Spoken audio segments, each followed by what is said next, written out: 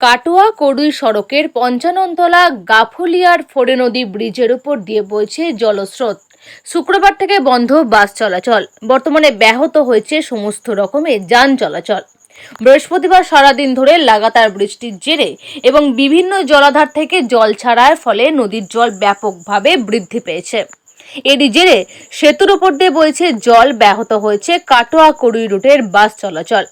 অত্যন্ত গুরুত্বপূর্ণ এই সড়কে যান চলাচল বন্ধ হয়ে যাওয়ার ফলে প্রায় 100টির বেশি গ্রামের যোগাযোগ ব্যাহত হয়ে পড়েছে। কাটোয়া থেকে কড়ুই যাওয়ার এই রাস্তা দিয়ে বিভিন্ন রুটের সাথে সংযোগ রয়েছে, তাই এই রুটের যান চলাচল বন্ধ হওয়ায় সমস্যায় পড়েছে প্রায় 100টির বেশি গ্রামের হাজার হাজার মানুষ। বিপদ সীমার উপর দিয়ে বইছে জল।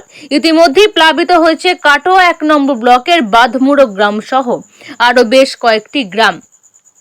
একইভাবে ডিভিসি এবং পঞ্চায়েত থেকে ফের জল ছাড়াই কাটোয়া 2 নম্বর ব্লকে থাকা ব্রাহ্মণী নদীতে ব্যাপক জল বেড়েছে। এর জেরে প্লাবিত হয়েছে কাটোয়া 2 নম্বর ব্লকের বিভিন্ন এলাকা। কাটোয়া মালডাঙ্গা রুটের উপর দিয়ে বইছে জল। ঝুঁকি নিয়ে যান চলাচল হচ্ছে ওই রুটে।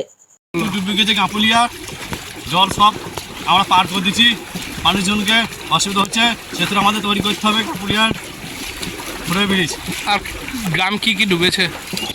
কাপুলিয়া টোটাল ডুবে গেছে, জল ডুবে গেছে। কি নাম আপনার?